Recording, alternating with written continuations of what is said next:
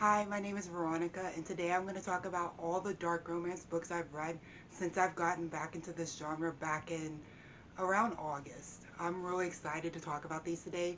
Dark romance used to be something that I used to read all the time about 5 years ago, and I stopped. And then I just had a book that really reinvigorated my love for dark romance, and it sent me on a journey. So let's get into all the dark romance books I've read.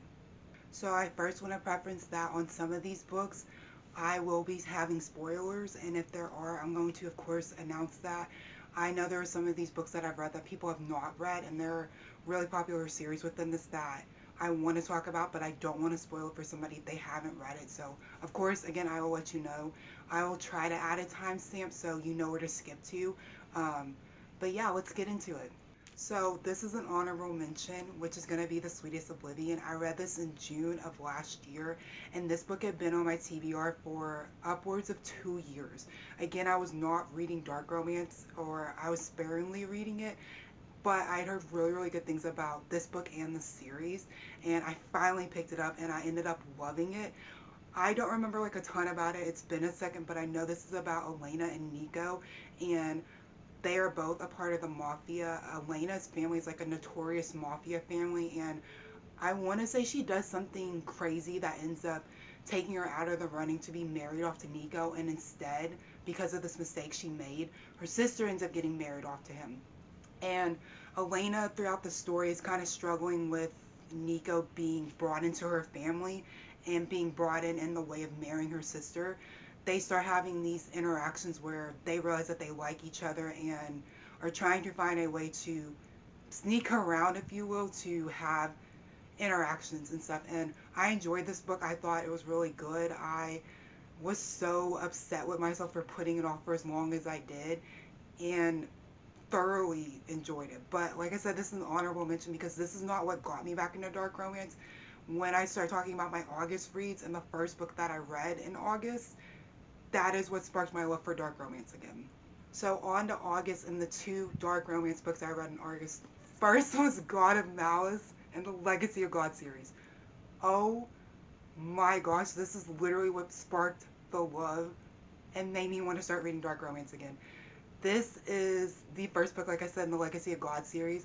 Before I started reading dark romance and before I started getting back into it again, I'd seen everybody and their mother that reads dark romance talk about this book and this series and how good it was and how much they love Rena Kent and how this is their best series.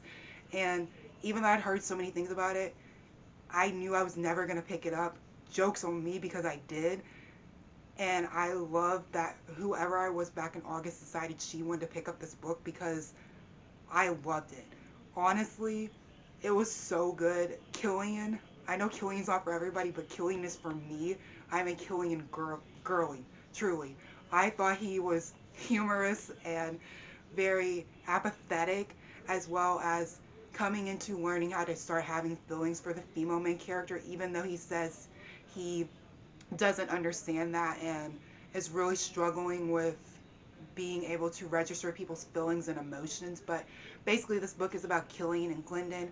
And in the beginning of the story, there is this crazy scene that happens, which, if you've heard anything about this book, I feel like you should know. But I will say spoiler just in case. So, spoiler, in the beginning of this book, Glendon is standing on the edge of a cliff and she is thinking about committing suicide.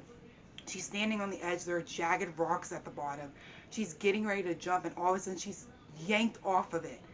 And I remember when I read that, I was really shocked. I knew people said that this book starts out on a bang, and that's not the part that causes it. But that happened, and I'm wondering who is this person? You turn around, and it's the main male character, Killian. Killian is asking, like, what are you doing? Why are you on the edge of this cliff? And she is like begrudgingly telling him like what's going on. He ends up saying, well, if you want to see the ground, I'll help you out. I'll shove you over. I'll watch you die. I'll all these things. He's like, I'm really interested in that. You're like, this guy is insane. What are you talking about? And she is really thrown off by that. And he's grabbing her neck and dangling her off the cliff. And again, this was my reintroduction into dark romance, and I was really, really thrown off. Next thing you know, he's shoving her down and saying like, hey, I can I can do something to help you out. I can do something where I'm gonna make you feel. And she at this point like has no idea who this guy is. So he ends up having her forcibly do something to him. And even though this is a spoiler section, I don't want to say it, but you would know if you read it. And that's what's going on. So you're going into the story, and eventually you learn that Killian is a part of the American side of these schools that they're going to, and Glendon is a part of the British sides of the school, and they are rivals. They do not like each other. They cannot stand each other, and she comes to find out who Killian is, and that her brother can absolutely not stand him. Her brother is Landon. They have major beef. They don't like each other at all. And Killian ends up having this weird obsession with Glendon where he wants to always be around her, and he wants to talk to her, and he wants to get to know her. And he's constantly telling her, you know, like, I'm not going to leave you alone. I don't care what you say. We're going to be together. And for this book, again, what I really loved is being able to see Killian grow as a character, being able to see him really learn to register somebody else's feelings and his actions and what that is going to do to another person. And also seeing like his relationship with his father and how the things that happened in his childhood really affected him and made him to be the person that he was, and made him feel like he couldn't confide in his dad about some of the issues he was having. And one of the things definitely throughout the series that I love, because I've read the first 5, but it was over the course of months and months, was the parents coming into the series and having these moments with their children and their significant others, and just hearing them talk about their relationship with their spouse and the way they view their kids. And even though I didn't read, I think it's called the Royal Elite series, I did know some of these characters. Like my very first Rena Kent book was Cruel King, I think, with Aiden. And I remember reading that. That one was that was insane. But anyway, being able to see that and just see the relationship they have with their kids, I really, really love that. And this was just one of the books, like I said, that really sparked the interest in dark romance and made me want to pick up so many more and just really see, you know, like, where's this genre going to take me?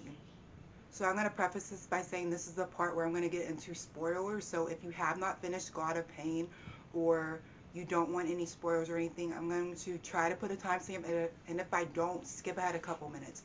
But basically there's a scene in here where Brandon King gets kidnapped, and he is the brother to Glendon from the first story. He is put into the basement of these people's homes. So again, how I was saying, there are two different sides. So you have the American side and the British side.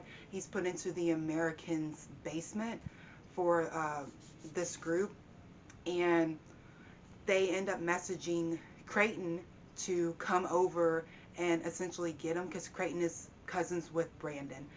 Annika actually sees like Brandon being kidnapped and, you know, beat up and stuff, and doesn't feel comfortable with what's going on. She tries to get involved and like get him out and help him, along with Nikolai. And it was just something that what ends up happening is essentially she's getting involved. She's trying to do the right thing. Creighton is threatening Jeremy or Killian, I can't really remember. He's threatening one of them. And she feels the need to protect her family, and it's telling him, hey, like, if you don't step away, I'm going to shoot you. She ends up doing that, and she feels bad about it, naturally. But in her mind, he gave her no choice. That happens. Everybody, like, comes in and gets them. And basically, later on, you see, like, he goes to the hospital, and Brandon goes to the hospital, and these people that are supposed to be her friends, so like Cicely and Ava, these are other people that are part of the story. They are supposed to be her friends, and just the way that they treated her was diabolical. Like, I understand what she did was wrong. If you know this character at all, you would understand that that was the last resort for her. That's not something she would do with a light heart. She felt guilty, and they treated her like crap. And I actually hated that.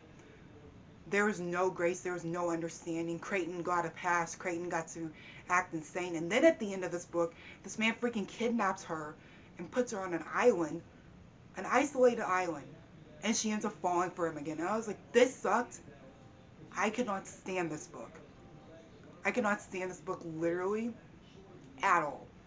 This is one where I was like, man, I had two good dark romances, and then I had this one, and I didn't love it. I didn't like it at all. And that will be something that happens throughout a theme of like learning what books you like in dark romance, like what tropes you like, what type of characters you like, what storylines you like. And that's something that as I was going through and working through my journey with dark romance, I feel like I'm starting to learn what I like. But you'll notice I still have a couple books coming up where they might start out really good and then they completely lose me. I think I might have said that I read only two dark romances in August, and then if I did, that's wrong. I read five. I had two DNFs, and I read three dark romances that like I read them full out, which were all the first three books in the Legacy of God series. So the next one that I DNF'd was Loving the Reaper by Lola King. I will say that this was partially my fault because I had heard that you were supposed to read the North Shore series first, so like Beautiful Fiend, Heartless Beloved, and I didn't. I just been hearing such good things about Loving the Reaper that I wanted to jump in and read it. And this is about Peach, and for the life of me, I cannot remember the main male character's name, but everybody was saying like Peach was very spunky and outgoing, and her and this guy had always liked each other, but kind of have the idea that like they can't explore these feelings and they can't tell each other how they feel. And this is set in a elite college, Silver Falls University, where all these people have so much money, it's ridiculous. There's like a secret society plot, and one of the things that when I was originally reading dark romance, that was my niche, was secret societies. I loved it. I thought that those were always such interesting like plot lines and stories, and I enjoyed it. When I was reading the story, and it starts out they're at a party, they are talking with a lot of their friends, and they go off and they're hanging out, and I was told, you know, it's going to be toxic, they're going to be doing really dumb things. And as I was reading it, I want to say I got 20-ish, 30-ish% in. I was honestly just bored. And I was like, at this time, I didn't know if it was because I didn't really know the characters, I didn't really know this world, I didn't understand the motivations, but I couldn't resonate with Peach, I couldn't resonate with the main character, I didn't like the story, I thought it was really slow pacing. So I told myself I would DNF it and come back. Later on, you'll see that I've read other books within this universe, and I'd have to say at this moment, that's not a book I would come back to. Then the next book I picked up was God of Wrath. So, so, so good. So good. Jeremy and Cicely, literally if you're reading like God and Mailxe, you see that they have this connection, this weird chemistry, and you're trying to figure out what is going on in their story, and you get it here. This was so good. This, again, starts out there in, they have like these initiations. So for the heathen side, which is the British side, they'll have an initiation at the beginning of, I want to say it's every year, where they bring guys into, or guys and girls, into their society, if you will. And this is the way they get inducted, is by being invited through an invitation. So like a QR code, they send out about 100. You can only get in with this code. You get in, they dress you up in like mask, no, they're dressed up in masks, and they send you out, and they're essentially like hunting you throughout the woods surrounding their mansion. So in the beginning of the story, that's what's going on. Cicely's there. She's trying to investigate something that's going on. She is like running throughout this forest. This person catches up to her. She thinks she knows who it is, but she's unsure. Turns out it's Jeremy. Some things happen. And then throughout the story, you're really just exploring Cicely trying to come into learning like why she has a specific kink and why she enjoys it. And she is known as like the book nerd, the one that can do no wrong, that doesn't like to have fun, that's really, you know, type A is the best way I feel like you can describe her. And in her mind, she feels like she can't explore these kinks that she's interested in. She can't be honest about it, and she ends up having the opportunity to work with Jeremy on these things and explore this and feel comfortable and, you know, working with him through this. And I really, really love that. These were, again, because they were some of my first dark romances in a while, seeing a lot of the kinks that they were exploring. I thought it was so interesting to see how all these characters like navigated that, what their relationship was like, how they came to really appreciate that that's not something that's wrong with them. It's something that they should embrace, and that they have a partner that is not going to shame them for that. And for this being dark romances, I appreciate that. I want there to be that representation and the acceptance of this is something I like and there's nothing wrong with it. And I have a partner again that's going to support it. This was so good. At this point, by far, what my favorite books in the Legacy of God series were God of Mouse and God of Wrath. They were like neck and neck. I really, really loved them. Obviously, I got a little bit further in the series, and there was a book that really stood out. If you know, you know. But I will say, I am literally like a Killian girly, a um, a Jeremy girly, couple other girlies once I get to those books. But I really, really love these. And then my last DNF of August was Brutal Obsession, which is the first book, and I want to say it's a 6-book series. It is dark romance hockey, and one thing about me is I'm a sports romance girly. I've been seeing this book again long before I got back into dark romance, and when I saw that it was hockey, I said, okay, I'm in my dark romance era now. I like hockey. Combine them, this should be a good time. No, it was not a good time. Hence why I DNF'd it. This book basically starts out where this girl is driving. She gets in a severe car accident. She is a dancer, and this is like her livelihood, something that she's been doing for such a long time. This person that gets in an accident with her ends up fleeing the scene. You come to find out that his family is this like um, rich family in the area. He is a notable hockey player, and he left essentially because he didn't want to get in trouble for it. He didn't want to get in trouble with his dad, and he was just expecting to get away scot-free. Turns out he ends up getting in trouble for it. The girl um, doesn't really necessarily remember like what happened, who hit her, how it happened. Just that she has this, I want to say it was a really severe knee injury that took her out of commission, and she was able to not dance anymore. They end up going to college, and she ends up actually meeting this guy in person. He goes to the same college as her, and he's upset because he feels like he was wronged because he got in trouble for it. I hated this Mo character so much. He was definitely entitled. He definitely felt like there was no reason he should have got in trouble for one, fleeing the scene of an accident, which is a crime, two, getting like a slap on the hand for what he did. I did not appreciate that. And then her so quickly, she had been like struggling and having like PTSD from this accident. Understandable, truly. So quickly forgives this guy, and I want to say I only read like 40%.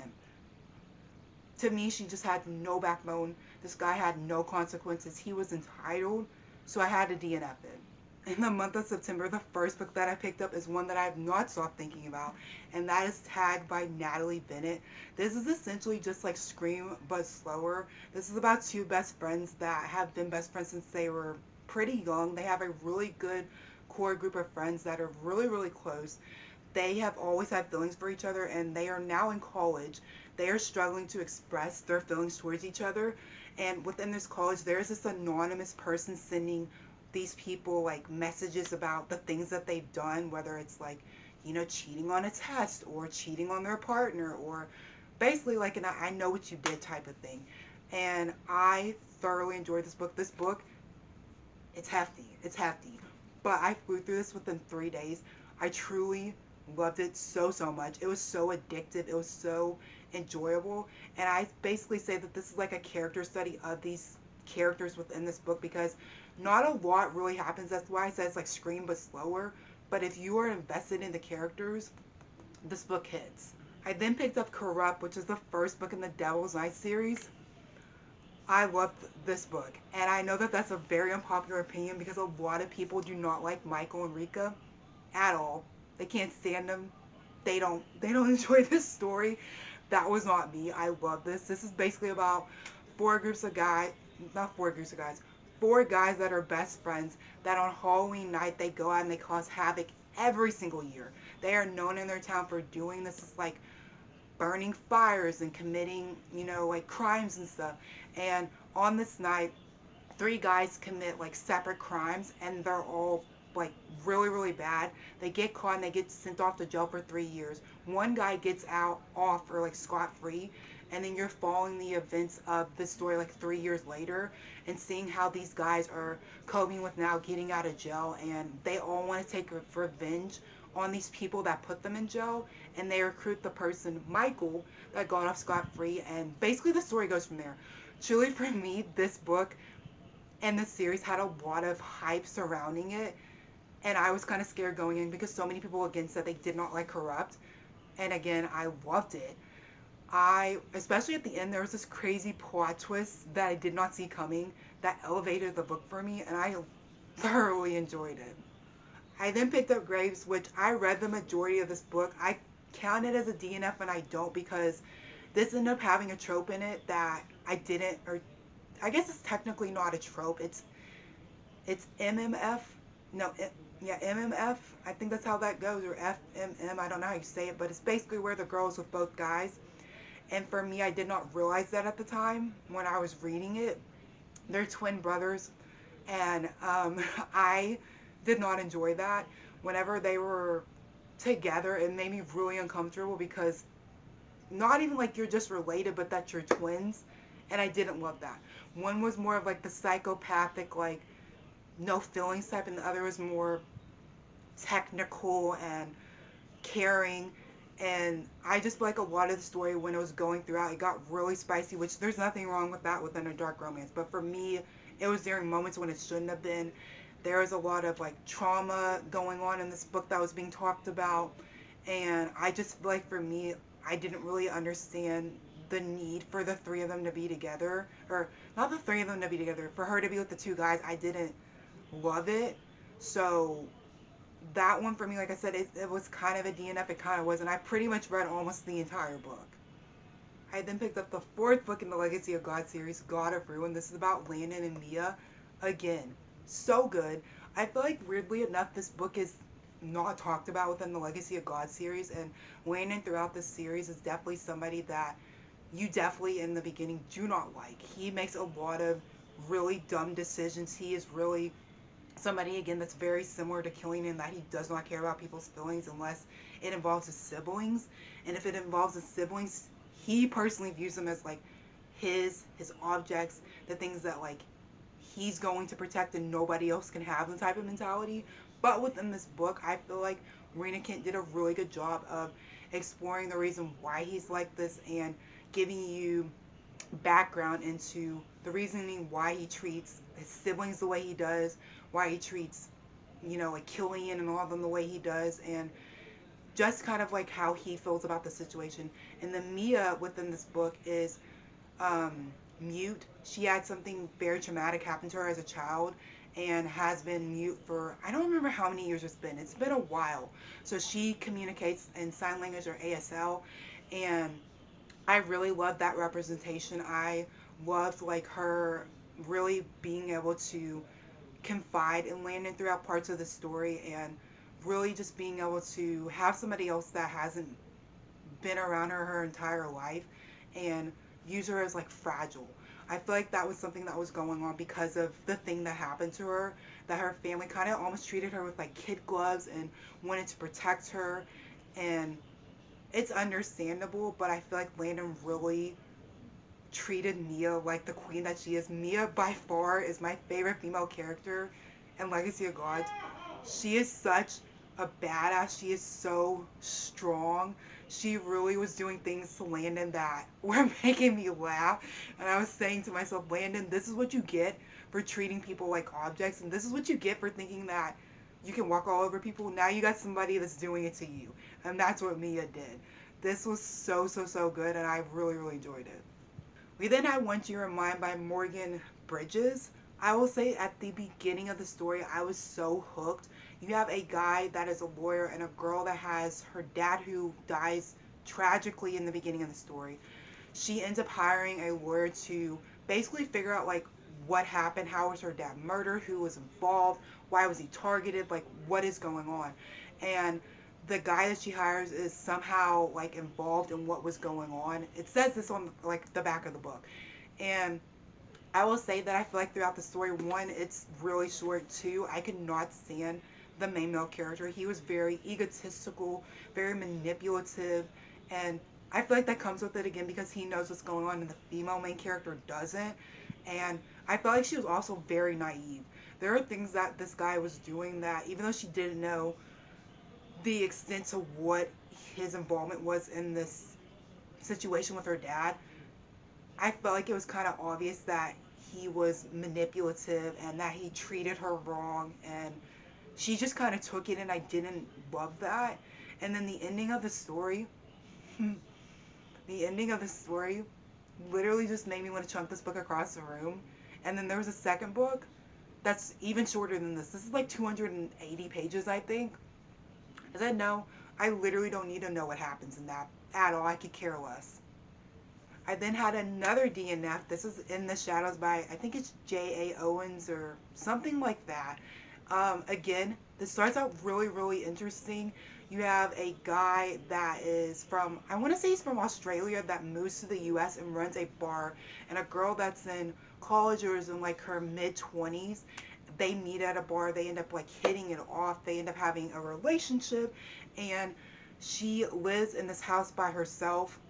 There's this person that she has been communicating with online for the past year or so, basically like on the dark web, about these desires that she has, and is sending him like these particular photos of herself, and that's like the only person she would do it with.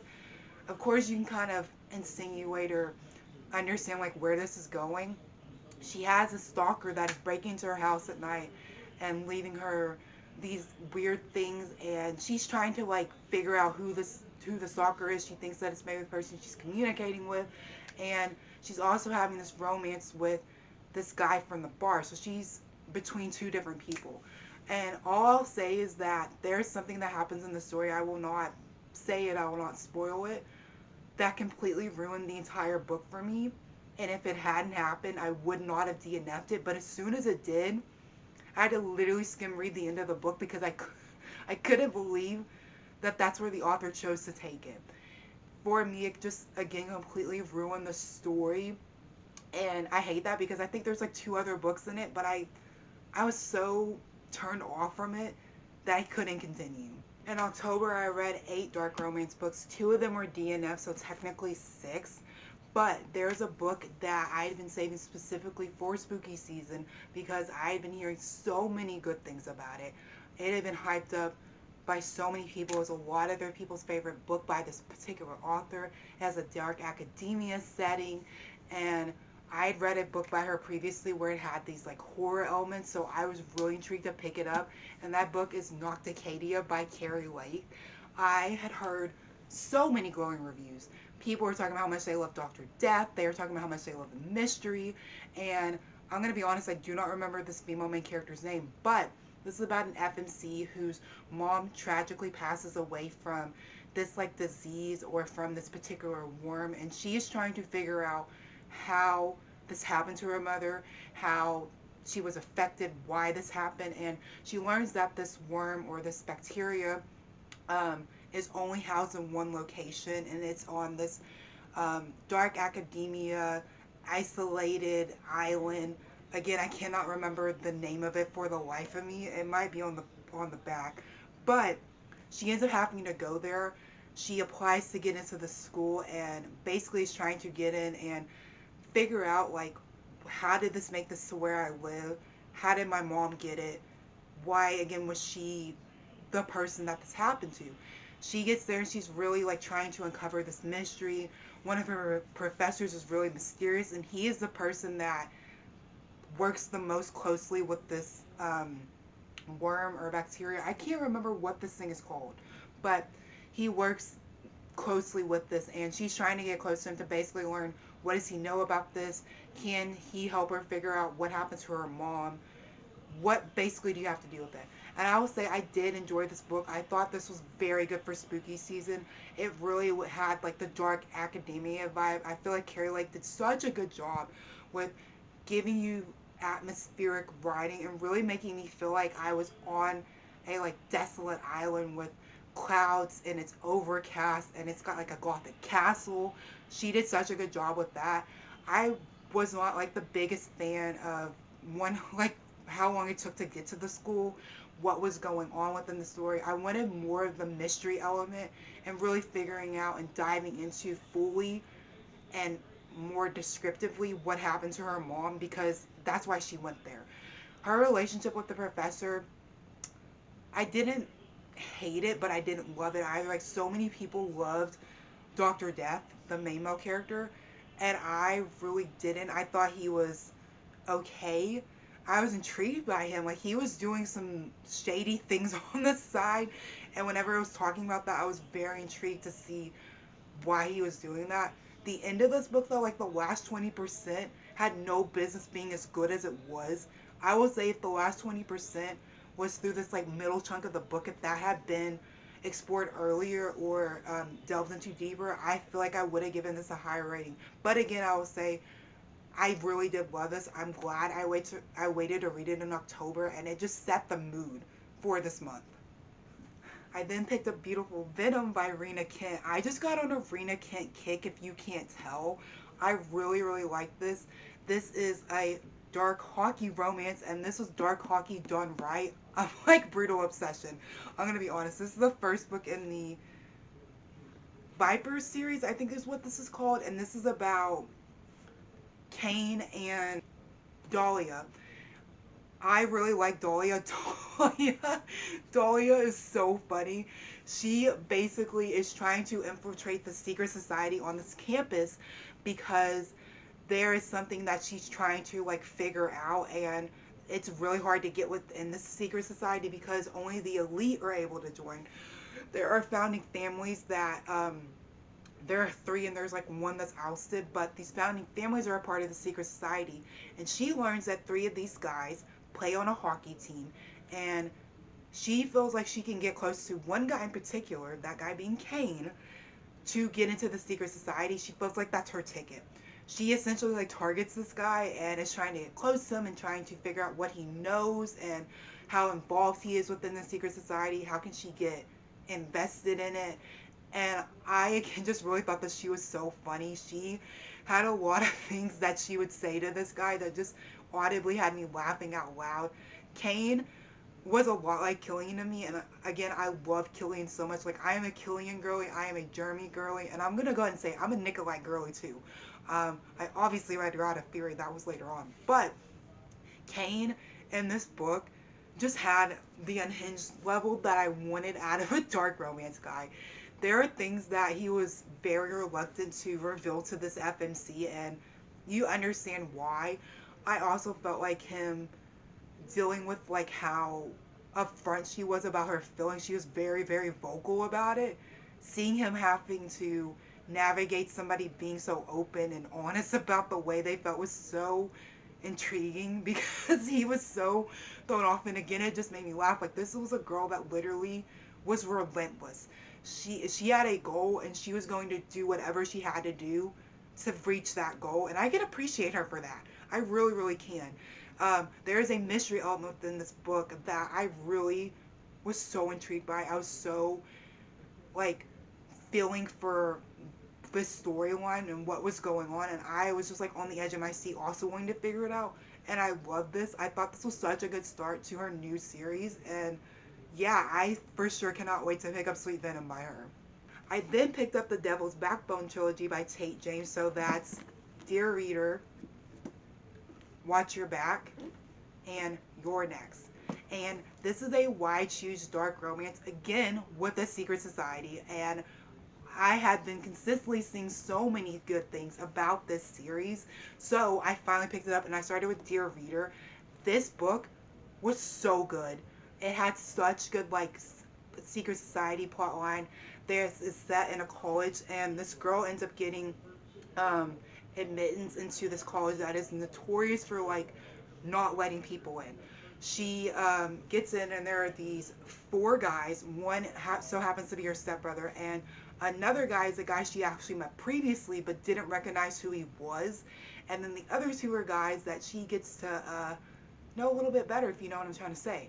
And the way that the story ended, I was told before I went into the series, these end off on crazy cliffhangers. And one thing about me is I'm a cliffhanger girly, and I know that that's crazy. But I love a good cliffhanger. If a cliffhanger can leave me with my jaw on the floor, can leave me shocked, can leave me staring into space for hours or minutes on end, you got me. That's what this book did. If I can remember, I will literally insert my face when I finish this book No. Because I actually recorded for this month of October my reactions to finishing books, and this one and the next book, Watch Your Back, both had crazy cliffhangers, and I was not expecting it. Dear Reader, like I said, was so good. I really love the plotline of the story. I love the secret society. I love where this was going. Watch Your Back, the second book, I will not go like too far into, but it was okay. We still kind of were with the secret society plot, exploring more of the relationship between the characters and really just trying to figure out this mystery that's going on. Then we get to the last book. You're Next. You're Next, I DNF'd at 78%. So mad about that. All I'm gonna say is this was smut. There was the secret society plotline was completely forgotten. And I hate that because it was such a interesting story and plotline to follow, and I was truly intrigued to see what was going on. You had crazy cliffhangers in book 1 and 2. You had these relationships developing between the characters. You had this mystery element that I was so intrigued by. And I will preface this by saying I knew a lot of people did not like this book, so I didn't have high expectations. That was not the problem. It was that everything was forgotten in this book. You had built this up so well. You had such, again, good cliffhangers and development, and then it's like, what happened? Why did you deviate from the plot? Why? So I had to DNF this book, and I hate that because the series was good. So if I were to say this overall, I would recommend the series. Just know that the last book you're probably going to be disappointed by, but if you want crazy cliffhangers, if you don't like Why Choose but you are interested, or you want to maybe explore it, or this is your first one, I'm not a Why Choose person, and I actually really did like this. Again, minus the last book. But it was so good, and I'll be honest, I still want to read other books by Tate James. I just need the plot to be staying plotting.